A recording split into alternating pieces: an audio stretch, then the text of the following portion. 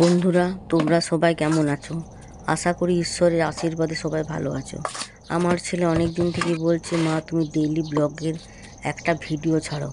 আমি বললাম আমার আর ভিডিও ছেড়ে কি লাভ, আমার দৈনন্দিন জীবনে থোর বড়ি খাড়া আর খাড়া বড়ি থোর কাজ।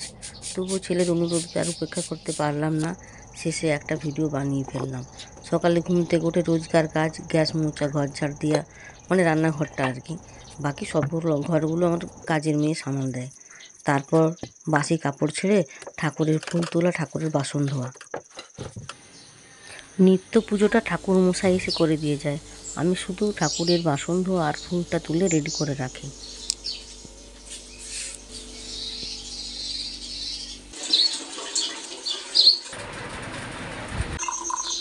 তারপর বাড়ির সবাইকে চা দিই আর নিজে চা খাই।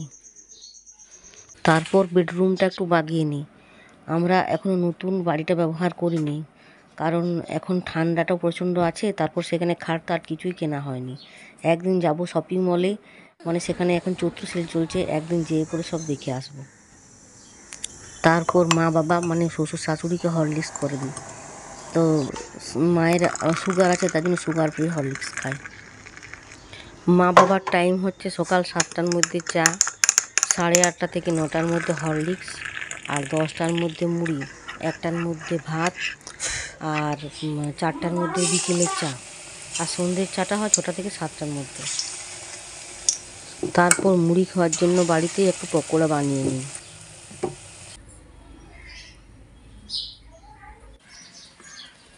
মুড়ি খাওয়া হয়ে গেলে টুকটাক যা কাচাকাচির থাকে কেচে নিই, কারণ কাজের মাসিকে সব দিই না, আবার বেশি হয়ে গেলে বুঝতেই তো পারছেন।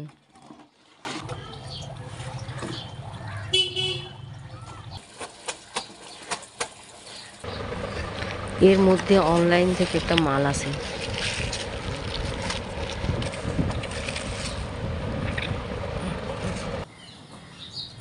কাছাকাছি হয়ে গেলে আমি ছাদে গিয়ে জামা কাপড়গুলো মেলে আসি।